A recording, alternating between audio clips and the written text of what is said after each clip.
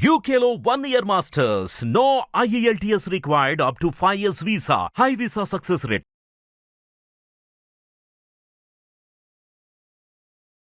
అమ్మవారి అవతారాల్లో రెండవది గాయత్రి అమ్మవారు.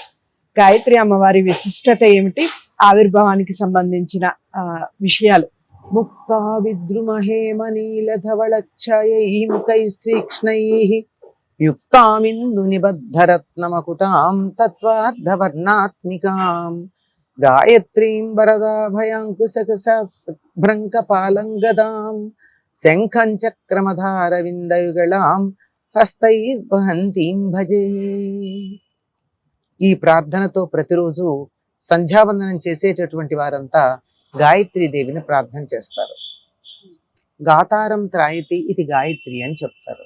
పాడేటటువంటి వారిని రక్షించేది. ఏం పాడతారు అంటే, నిరంతరం మనలో ఓంకారం అనేటటువంటిది నడుస్తూ ఉంటుంది. అది నడుస్తూ ఉన్నంత కాలం ఆ ప్రాణాన్ని కాపాడుతూ ఉంటుంది. కనుక దాన్ని గుర్తించి ఎవరైతే ఓం అనేటటువంటి దాన్ని మన ఉచ్ఛ్వాస నిశ్వాసాలు జరుగుతుంటే దానిలో నుండి వచ్చే ఓంని గుర్తిస్తారో వాళ్ళందరినీ రక్షించేటటువంటిది అని చెప్తారు. గాయత్రిని వేదమాతగా చెప్తారు. గాయత్రి మంత్రం ఉపదేశం ఉంటే మాత్రమే వేదాధ్యయనానికి అర్హత వస్తుంది. అది లేనటువంటి వారికి వేదాలను అధ్యయనం చేసేటటువంటి అధికారం కూడా ఉండదు. కనుక అటువంటి వేదమాత అని చెప్పబడే గాయత్రి చాలా గొప్పదైనటువంటి మంత్రం. అన్నిటికీ కూడా మూలమైనటువంటిది, ప్రధానమైనదిగా దాన్ని భావిస్తారు. గాయత్ర్య పరమం మంత్రం నమాతు పరదైవతం అని చెప్తారు. తల్లిని మించిన దైవం కానీ గాయత్రిని మించినటువంటి మంత్రం కానీ లోకంలో లేదు అని. ఈ ఒక్క గాయత్రి మంత్రం గనక మనం చక్కగా ఉపాసన చేసుకోగలిగినట్టయితే ఈ మిగిలినటువంటి మంత్రాలు ఏవి కూడా చేయవలసినటువంటి పని లేదు.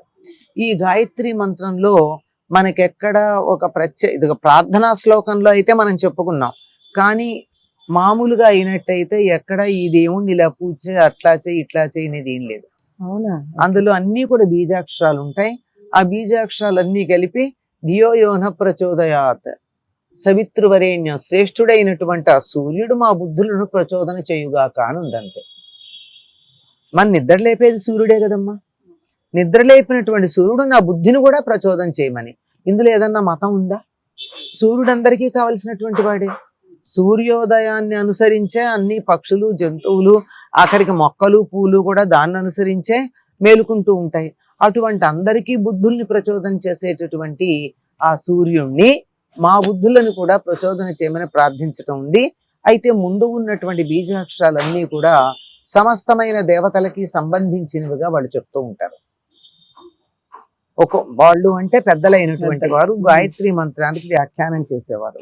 కనుక అందులో ఉన్న బీజాక్షరాలను ఉచ్చరించి గాయత్రిని గనక ఈ ముందర నేను ఇందాక చెప్పిన శ్లోకంతో ప్రార్థన చేసి మా బుద్ధులను ప్రచోదన చేయుగాక అన్నటువంటి వారికి నిజంగా బుద్ధి ప్రచోదన అవుతుంది అని చెప్పి, తెలివితేటలు వస్తాయి అని చెప్పి, బుద్ధి చురుకుగా పనిచేస్తుందని అనుభవంతో చెప్పినటువంటి వాళ్ళు ఉన్నారు. అంటే అనుభవపూర్వకంగా చెప్పినటువంటి మాట. అటువంటి గాయత్రి యొక్క రూపంగా విజయవాడ కనకదుర్గని మనం రెండవ రోజు దర్శించుకుంటూ ఉంటాం. ఈవిడ ఎలా ఉంటుందంటే, ముక్తా విద్రుమ హేమ నీల ధవళ ఛాయై. ముక్త ముత్యం, విద్రుమ పగడం, హేమ బంగారం, నీలం ధవళం తెలుపు, ఈ 5 రంగుల ముఖాలతో ఉంటుంది. గాయత్రికి 5 ముఖాలు ఉన్నట్టు 5 రంగుల ముఖాలతో కనపడుతుంది. ఉదయం గాయత్రి, మధ్యాహ్నం సావిత్రి, సాయంత్రం సరస్వతి అనే రూపాల్లో అనుగ్రహిస్తుంది. బ్రహ్మ, విష్ణు, మహేశ్వరులు ఆవిడ హృదయము, శిరస్సు, ముఖాల్లో రుద్రుడు శిఖలోను ఉన్నట్టుగా చెప్పబడతారు. అంటే ఒక్క గాయత్రిని గనక మనం ఉపాసన చేసినట్టయితే మొత్తం బ్రహ్మ, విష్ణు, మహేశ్వరులని ఆరాధించినటువంటి ఫలితం లభ్యమవుతుంది. చాలా చక్కటి విషయం. ఎలాగో ఇంకా నైవేద్యం అంటే ఏదైనా పెట్టుకోవచ్చు అని మీరు గత వీడియోలోనే చెప్పారు. అవునమ్మా.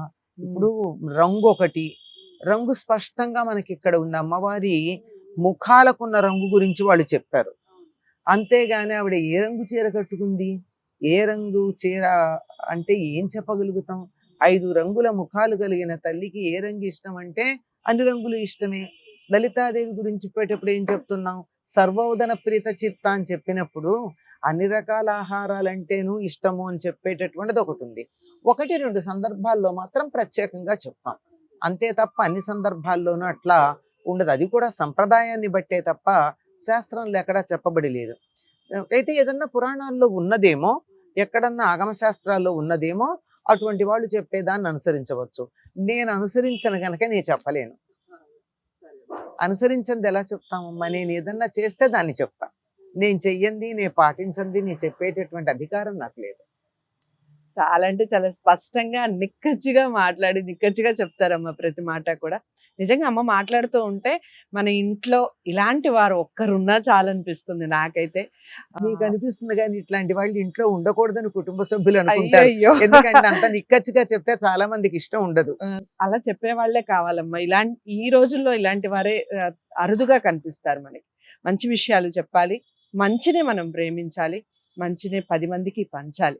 మరి పిల్లలకి ఇలాంటి విషయాలు నేర్పించాలి అన్న ప్రతి తల్లిదండ్రులు తప్పకుండా ఈ వీడియోని చూస్తారు, అందరికీ షేర్ చేస్తారని నేను అనుకుంటున్నాను.